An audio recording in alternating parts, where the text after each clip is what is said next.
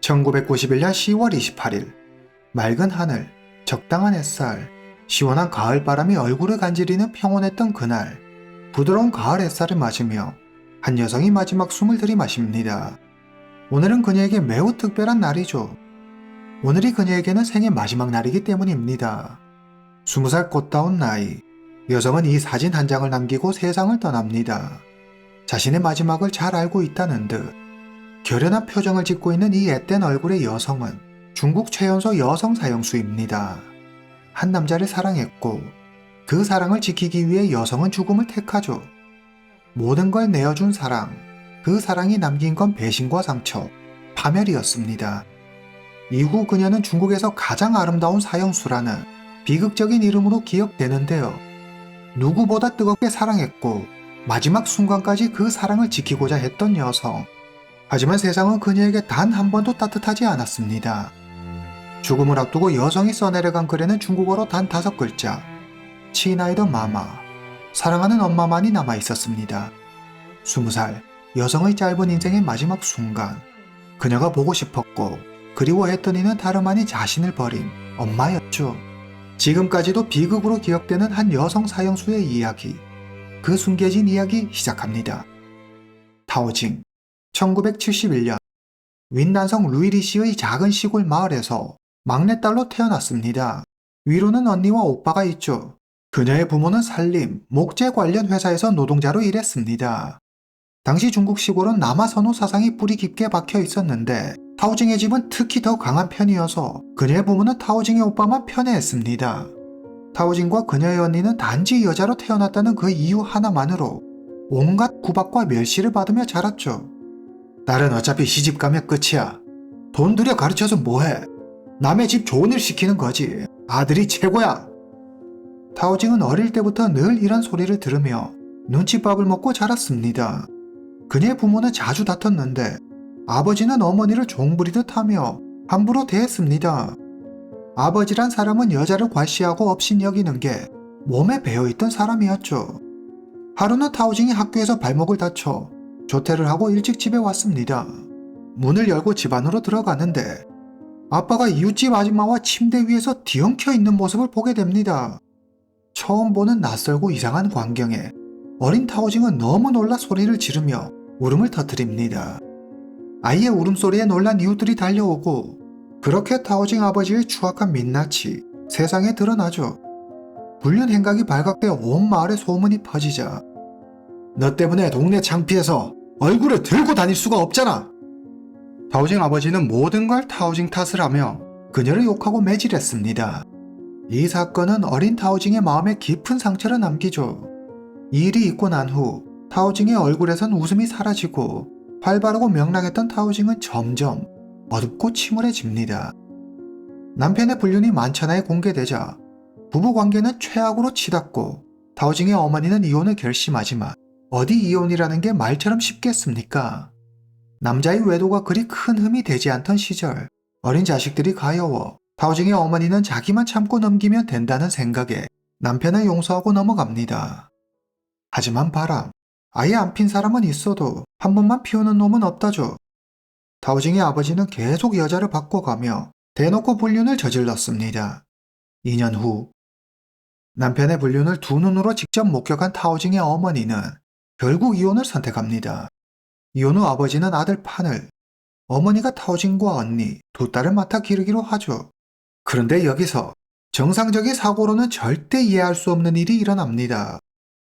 어머니는 이 모든 일이 타오징으로부터 비롯되었다며 타오징을 불길한 아이라고 여겨 타오징의 언니만 데리고 떠납니다.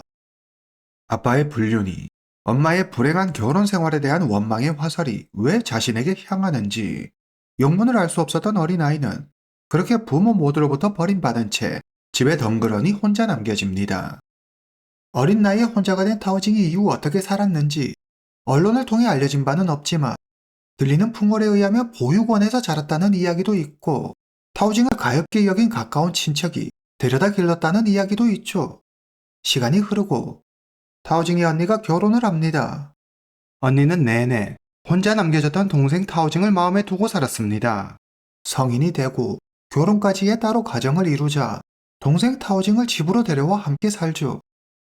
언니 집에서 학교에 다니게 된 타오징이 가족의 따뜻함을 느끼며 안정된 생활을 했으면 좋으련만 어린 나이에 받은 너무 큰 상처와 세상의 잔혹함에 타오징의 마음은 원망과 분노로 가득했습니다. 동생의 아픔을 이해하는 언니는 타오징을 사랑으로 감싸며 힘이 되어주려 노력하지만 먹고 살기 바빠 마음처럼 동생과 많은 시간을 보내지는 못합니다. 타오징은 자기를 찾아와 같이 살자고 말해준 언니가 정말 고마웠지만 마음속 깊이 자리 잡은 분노는 그리 쉽게 사그라지지 않았습니다. 타오징은 언니 앞에서는 최대한 착한 척, 말 잘 듣는 아이인 척 연기하지만 밖에만 나가면 무법자로 변해 걸핏하며 친구들과 싸우는 등 말썽을 피웠습니다. 타오징이 어느덧 중학생이 됩니다. 그녀는 공부에는 영 취미가 없었죠. 수업을 빼먹는 건 기본이고 술을 마시고 담배를 피우며 불량 학생들과 어울려 다녔습니다. 그런데 이런 불안정한 생활이 역설적으로 타오징에게 안정감을 주었습니다. 그곳에서 만난 친구들은 뭔가 자기와 비슷해 보였고 자기가 진정으로 이해받는 듯한 느낌에 진짜 가족이 된 것 같았죠. 타오징의 불우한 성장 배경을 알고 있던 담임 선생님은 타오징이 좋은 방향으로 갈 수 있게 도와주려고 애썼지만 나날이 커가는 10대 아이의 반항심은 감당 불가 수준이었습니다. 중학교를 졸업하고 고등학생이 된 타오징은 여전히 불량 학생들과 어울리며 비행을 저질렀습니다. 어릴 때부터 예쁘장한 외모로 사람들의 시선을 받았던 타오징은 눈에 띄는 외모 덕분에 학교에서 얼짱으로 유명했습니다. 다른 학교 남학생들까지 그녀를 보겠다고 학교로 찾아올 정도였으니까요. 타오징을 두고 남학생끼리 크게 다툰 일도 있었습니다. 그러나 이런 반응에 정작 타오징은 별 관심이 없었습니다. 어렸을 때 부모에게 버림받았던 아픔 때문일까요? 타오징은 사람에게 쉽게 마음을 열지 않았습니다. 그러던 어느 날 학교에서 공부 잘하기로 소문이 자자한 모범생 양양이 타오징에게 고백합니다. 양양은 친절하고 다정다감했죠. 타오징은 지금까지 자기가 어울렸던 남자 아이들과는 너무 다른 느낌의 남학생 등장에 마음을 뺏겨버리고 두 사람은 연인이 됩니다. 양양은 타오징이 아픈 상처를 어루만져 주었고 타오징은 남자친구 양양이 절대 자기를 버리지 않을 거라고 믿었죠. 둘의 연애가 좋은 방향으로 흘러갔더라면 좋았겠지만 안타깝게도 이들의 연애는 서로를 갉아먹었죠. 두 사람은 자주 수업을 빼먹었고 데이트를 즐겼으며 한술 더 떠 밤늦게까지 술 마시며 놀러 다녔습니다. 타오징은 원래 성적이 좋지 않아 크게 타격이 없었지만 모범생이었던 남자친구 양양의 성적은 곤두박질 쳤죠. 그런데 갑자기 타오징이 학교에서 퇴학을 당합니다. 그녀가 반복적인 비행과 불성실한 학교 생활로 타 학생들의 면학 분위기를 심각하게 저해했다는 이유에서였죠. 그러나 실은 타오징과 어울려 다니는 걸 탐탁지 않게 여긴 양양의 집에서 학교에 압박을 가한 거라는 얘기가 공공연하게 나왔습니다. 그러나 양양은 타오징과 헤어지지 않죠. 어른들의 방해에도 굴하지 않고 두 사람은 좋은 관계를 유지하는 듯 했으나 대학 수학 능력 시험에서 좋은 성적을 거두지 못해 자신이 목표로 했던 대학에 떨어지자 양양이 갑자기 돌변해 이별을 말합니다. 어른들 말이 맞았어. 널 만나는 게 아니었어. 타오징은 울고불고 매달렸지만 양양은 마치 한 번도 타오징을 좋아한 적이 없었다는 듯 그녀를 원수 보듯 하죠. 처음으로 용기 내 타인에게 다가갔고 진심으로 좋아하고 믿었던 사람이었는데 또 버림받았다는 생각에 타오징은 큰 시리에 빠집니다. 타오징은 마음 한구석 헛헛함을 불량한 친구들과 어울려 방탕한 생활을 하는 걸로 채우려 하죠. 타오징의 언니는 점점 망가져가는 동생을 보며 절망을 느낍니다. 동생이 마음을 못 잡고 밖으로 도는 게 다 자기 탓 같았죠. 언니는 타오징이 이렇게 망가지는 걸 두고 볼 수 없었습니다. 바른 길로 이끌어야 한다는 생각에 타오징의 언니는 손재주가 좋은 타오징에게 미용 기술을 배워보라고 권합니다. 그리고 미용실을 하는 지인에게 타오징을 부탁하죠. 타오징이 어느 정도 미용 기술을 익히자 언니는 조그만 가게를 임대해 미용실을 차려줍니다. 타오징의 예쁜 외모 덕분에 타오징의 미용실은 남성들에게 인기가 많았고 타오징 혼자 하는 1인 미용실이었지만 언니와 형부에게 용돈을 챙겨줄 정도로 꽤 큰 돈을 법니다. 그러나 세상 모든 일에 명과 암이 존재하듯 다 좋지만은 않았습니다. 당시 중국에서는 머리 손질 말고 다른 서비스를 기대하고 미용실을 찾는 사람들도 많았습니다. 분위기가 그렇다 보니 타오징의 미용실을 찾는 손님 중에도 그래 타오징에게 나쁜 마음을 먹고 접근하는 손님들도 많았죠. 대놓고 돈을 주면서 타오징에게 하룻밤을 제한하기도 했으니까요. 그러나 타오징은 그런 식으로 돈을 벌고 싶지 않았습니다. 그런 손님들이 찾아올 때면 타오징은 욕을 한 바가지 해주며 쫓아냈죠.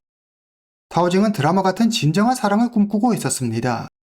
그러던 어느 날 멀끔한 얼굴에 잘 차려입은 남성이 미용실로 들어옵니다. 이름 양보. 이목구비가 뚜렷하고 짙은 눈썹과 큰 눈을 가진 남성이었습니다. 그는 다른 손님들과 달리 예의 바르고 매너가 좋았죠. 두 사람은 말이 잘 통했습니다. 양보는 자신이 화교 출신의 미얀마인이고 루이리시에서 사업을 하고 있다고 했습니다. 타오징은 양보의 강렬한 첫인상을 잊을 수 없었습니다. 얼마 후 오늘따라 유난히 미용실 손님 한 명이 짓궂게 치근덕거리며 타오징의 신경을 끌습니다. 희롱하며 신체 접촉도 스스럼없이 했죠. 이 모습을 가만히 지켜보던 양보가 성큼성큼 그 손님을 향해 걸어오더니 겁을 주며 경고합니다. 양보의 등장에 남성은 화들짝 놀라더니 불이 나게 미용실 밖으로 도망칩니다. 타오징은 도와줘서 고맙다며 양보에게 밥을 사겠다고 하죠. 함께 밥을 먹는 자리에서 양보가 타오징에게 좋아한다고 고백합니다.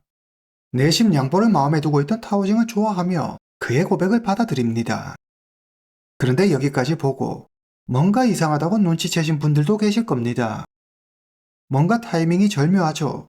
사실 이 모든 건 양보가 꾸민 일이었습니다. 남자가 자꾸 집적거려 타오징을 곤란하게 만들고 거북한 상황에 놓인 타오징을 양보가 나서서 구해준다는 뭐 좀 뻔한 그렇고 그런 레파토리죠. 타오징을 희롱하던 남자 역시 양보가 미리 손 써둔 사람이었습니다. 양보는 왜 이런 방법까지 동원해 타오징과 가까워지려는 걸까요? 타오징은 학창 시절에 겪은 첫사랑과의 가슴 아픈 이별을 아직 마음에 담아두고 있었습니다. 그녀는 쉽게 사람에게 마음을 열지 않았죠. 양보는 꽉 닫힌 타오징의 마음을 열려면 강력한 한 방이 있어야 한다고 생각했고, 그래서 이런 오글거리는 상황극까지 생각해낸 거였습니다. 타오징과 연인이 되는데 성공한 양보는 매일 미용실에 찾아와 타오징에게 비싼 선물을 줍니다. 양보는 잘생기고 자상하며 섬세하고 능력 있는 모든 걸 다 갖춘 완벽남이었죠. 타오징은 드디어 자기가 기다려온 진정한 사랑을 만났다고 생각했습니다. 얼마 지나지 않아 타오징은 양보와 함께 살게 되죠. 양보는 한 번씩 타오징에게 용돈을 주었는데 그 액수가 타오징이 미용실에서 1년 동안 번 돈보다 더 많았습니다. 경제적으로 여유로워진 타오징은 미용실 일에 점점 소홀해집니다. 타오징은 태어나서 처음으로 느껴보는 보살핌과 따뜻함에 전에 없던 안정감을 느끼죠. 이렇게 행복하려고 그동안 힘들었나 보다 생각될 정도였습니다. 그러나 얼마 지나지 않아 타오징은 양보에게서 이상한 점을 발견합니다. 그의 정체가 수상했죠.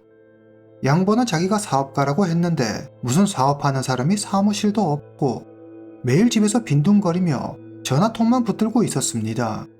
그러다 일이 있다고 외출하면 며칠씩 집에 들어오지 않았죠.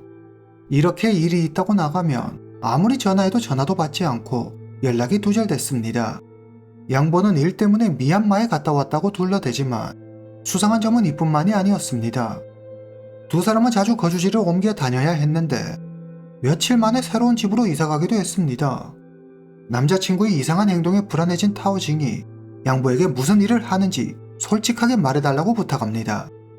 더 이상 숨길 수 없다고 판단한 양보는 진짜 자기 정체를 밝히는데요. 그는 사실 막 판매상이었습니다. 타오징은 큰 충격을 받습니다. 타오징이 아무리 어리다고 해도 막 판매상이 얼마나 위험한 일인지 그 정도는 그녀도 알고 있었습니다. 그는 자기가 감당할 수 있는 사람이 아니었죠. 타오징은 이별을 통보합니다. 양보와 헤어지고 얼마 후 타오징은 자기가 임신했다는 사실을 알게 됩니다. 타오징은 양보를 만나 양보의 아이를 가졌다고 이야기합니다. 양보는 지금 돈이 없어서 그렇다며 2년만 막 판매상으로 일할 수 있게 좀 봐달라고 말하죠. 돈이 있어야 너와 결혼도 하고 아이도 낳고 그렇게 알콩달콩 살 거 아니야. 2년 뒤에 꼭 그만둘 테니까 날 좀 믿어줘. 우리 미얀마로 가자. 내가 널 행복하게 해줄게. 지금 행복하게 해줄 수 없다면 나중도 행복하게 해줄 수 없거늘. 양보는 화려한 말발로 뻥카를 날리며 지금은 상황이 좋지 못하니 아이는 나중에 갖자고 말합니다. 마음이 약해진 타오징은 양보에게 다시 기회를 주기로 하고 미얀마로 떠나기 전 병원에 가 수술을 받습니다. 양보는 수술대에 누워있는 타오징에게 사업이 안정될 때까지 더 이상 임신은 안 된다며 몸속에 피임 기울을 넣는 시술을 받게 하죠. 양보는 아예 대놓고 본격적으로 본 모습을 드러내기 시작합니다. 저기 말이야. 우리 네 몸속에 숨겨서 운반하면 어떨까? 몸속에 숨기면 아무도 모를 거야. 네가 이번 일만 도와주면 큰 돈을 벌 수 있어. 아이를 지우고 피임 시술을 받게 하고 금지 약물을 운반하는 운반책이 되어 달라. 이게 과연 사랑하는 연인에게 할 수 있는 말일까요? 중국에서 마 관련 처벌은 매우 엄격하고 강하기로 유명하죠. 일이 잘못되기라도 하면 타오징은 평생 교도소에서 살아야 할지도 모릅니다. 타오징은 양보의 갑작스러운 요구에 어찌할 바를 모르며 고민합니다. 잘 생각해봐. 이번 일만 성공하면 바로 이 일을 접을 수 있어. 그러면 너와 나 둘이 멀리 떠나서 행복하게 살자. 사랑해. 사랑한다는 말이 그대로 무너져 타오징은 양보의 일을 돕기로 합니다. 태어나 한 번도 따뜻한 사랑을 받아본 적 없었던 타오징은 늘 사랑과 정을 그리워하며 살았습니다. 어린 시절 부모로부터 버림받고 철저히 외면받았던 기억은 내내 타오징을 굶주리게 했죠. 타오징은 양보를 사랑했습니다. 사랑이라는 건 내 모든 걸 내어주어도 아깝지 않고 마땅히 그래야 하는 거로 생각했죠. 타오징에게 사랑은 그런 거였습니다. 타오징은 미용실 문을 닫고 언니에게 아무 말도 하지 않은 채 양보와 함께 미얀마로 떠납니다. 중국을 떠나기 전 양보는 타오징에게 고향 미얀마로 가 결혼식을 올리자고 약속합니다. 그러나 미얀마에 도착하자마자 양보는 바로 다른 사람으로 돌변해 타오징에게 업소에 나가 손님을 접대하게 하죠. 타오징은 거절했지만 양보는 무력으로 타오징을 굴복시킵니다. 심지어 금지 약물을 강제로 먹이기까지 하죠. 타오징은 이 모든 상황이 당황스럽고 무서웠지만 두 사람의 미래를 위해서라는 양보의 사탕발림을 그대로 믿었습니다. 얼마 후 양보가 말한 그날이 왔습니다. 타오징은 약을 몸속에 숨겨 중국에 가져가야 했죠. 물건이 도착하자 양보는 직접 타오징의 몸에 물건을 숨깁니다. 걱정하지 마. 아무 일 없을 거야. 이번 일만 끝나면 알지. 우리 멀리 떠나자. 1991년의 어느 날 타오징은 미얀마에서 중국으로 넘어가는 국경 검문소로 갑니다. 그녀는 아무 짐 없이 작은 가방 하나만 메고 입국 심사를 기다리죠. 입국 심사는 순조로웠습니다. 타오징은 국경 검문소를 통과해 양보에게 전화합니다. 양보는 그녀에게 아동병원 근처로 가서 흰색 모자를 쓰고 검은색 가방을 든 남자를 찾아가라고 지시하죠. 양보가 말한 남자를 찾는 일은 그리 어렵지 않았습니다. 그런데 타오징도 양보도 예상치 못한 일이 일어납니다. 물건을 사기로 한 남자는 사실 냄새를 맡고 함정 수사 중이던 중국 경찰이었습니다. 이미 주변은 십수명의 경찰이 둘러싸고 있었죠. 흰색 모자를 쓴 남자, 그러니까 경찰이 타오징에게 다가와 묻습니다. 물건은 제 몸속에 있어요. 말이 끝나기가 무섭게 경찰은 바로 수갑을 꺼내 타오징을 체포합니다. 타오징은 그대로 경찰 손에 이끌려 호송차로 옮겨집니다. 경찰은 전문 장비를 이용해 그녀의 몸을 수색하고 타오징의 몸속에서 고순도 금지 약물 484.2g을 발견합니다. 엄청난 양의 경찰은 혀를 내두르죠. 20살밖에 안 된 여자애가 조직의 핵심 멤버일 리 없어. 저 여자엔 단순 운반책이야. 경찰은 타오징을 치료실로 데려가 수사하기 시작합니다. 타오징, 이 정도 양이면 사형인 거 알지? 근데 꼭 방법이 없는 건 아니야. 이 일을 너에게 시킨 사람 혹은 이 일과 관련된 사람 누구든 그 정보를 넘기기만 하면 넌 살 수 있어. 보통 범죄자들은 경찰이 이런 식의 사법거래를 제안하면 무조건 받아들이고 수사에 협조합니다. 사형이라는 말만 들어도 알고 있는 사실을 술술 털어놓죠. 그러나 타오징은 보통의 범죄자들과 달랐습니다. 범행 과정에 대해 모두 세세히 진술하지만 남자친구가 시켜서 한 일이라고 이야기할 뿐 그에 대해서는 더 이상 아무 말도 하지 않죠. 마치 그냥 죽기를 각오한 사람 같아 보였습니다. 경찰은 조사하면 할수록 타오징이 아무것도 모르는 일개 운반책이라는 사실을 확신하게 되고 어린 타오징이 나쁜 남자에게 속아 어리석은 일을 저질렀다고 생각하죠. 산전수전 다 겪은 베테랑 경찰들 눈에 자기가 어떤 상황에 처해 있는지도 모르고 앉아 남자친구의 방패막이 역할을 하고 있는 어린 그녀가 가여웠습니다. 말만 하면 살 수 있어. 진짜 이대로 죽을 거야? 남자친구 이름, 연락할 방법만 말해. 경찰은 여러 차례 타오징에게 남자친구에 대해 물으며 설득하고 또 설득하지만 타오징은 끝까지 입을 열지 않습니다. 1991년 여름, 해당 사건에 대한 재판이 열립니다. 법정에선 타오징은 순순히 자기 죄를 인정합니다. 판사는 누가 이 일을 시켰는지 그 배우를 말하면 감형시켜 주겠노라 직접 타오징에게 말하지만 그녀는 남자친구 양부에 관해 어떤 말도 하지 않습니다. 결국 법원은 타오징에게 사형을 선고합니다. 1심 재판이 끝나고 한 여경이 타오징을 찾아옵니다. 그녀는 타오징의 상황이 너무 안타까웠죠. 타오징을 보고 있자니 동생 생각이 나 타오징을 꼭 도와주고 싶었습니다. 말해봐요. 이런 일을 시키는 사람은 남자친구가 아니에요. 남자친구 이름을 말해야 살 수 있어요. 그러나 타오징은 옅은 미소를 지으며 말합니다. 고맙습니다. 그런데 더 이상 그에 대해 할 말이 없어요. 대신 저 죽기 전에 소원이 있는데 언니하고 오빠를 만나고 싶어요. 그리고 제 몸속에 있는 피임 도구를 꺼내 주실 수 있나요? 타오징이 피임 도구를 꺼내달라고 부탁한 데에는 금속 물체를 몸에 품고 죽으면 집으로 돌아가는 길을 영영 찾을 수 없다는 고향의 전설을 믿었기 때문이죠. 여경은 곧장 상부의 승인을 받아 타오징의 부탁대로 몸속 피임 도구를 제거해주고 형 집행전 언니와 오빠를 만나게 해줍니다. 죽는 순간까지 진정한 사랑을 갈구했지만 그녀가 마지막 순간에 보고 싶고 그리워했던 건 바로 가족이었죠. 오빠를 만나게 된 타오징이 큰 소리를 내며 다그쳤습니다. 오빠, 언제까지 그러고 살 거야? 제발 정신 좀 차려. 가족들 고생 좀 그만 시키라고. 그리고 눈물 맺힌 눈으로 언니를 바라보며 말합니다. 언니가 있어서 행복했어. 마지막에 이런 모습이어서 미안해. 다음에 우리 또 만나. 1991년 10월 28일 다부진 표정의 타오징이 언니, 오빠를 뒤로 하고 형장으로 걸음을 옮깁니다. 타오징의 형이 집행됩니다. 그렇게 그녀는 20살의 짧은 생을 마감합니다. 사랑의 모든 걸 걸었던 타오징은 이렇게 세상을 떠나죠. 이후 밝혀진 사실에 따르면 양보라는 이름은 진짜가 아니었습니다. 남자친구를 보호하기 위해 타오징이 만든 가짜 이름이었죠. 그녀가 떠난 후 그녀가 지냈던 교도소방 나무 침상에는 타오징이 남긴 종이 한 장이 놓여 있었는데요. 어린 시절 자기를 버리고 떠난 엄마에게 남긴 글이었습니다. 타오징의 엄마는 타오징이 수감되고 사형이 집행될 때까지 끝내 타오징을 만나러 오지 않았습니다. 종이에는 중국어로 5글자만 적혀 있었는데요. 지나이던 마마, 사랑하는 엄마. 어쩌면 그녀는 마지막까지 엄마를 그리워했는지도 모르겠습니다. 오늘 이야기는 여기까지입니다. 다음 시간에 뵙겠습니다.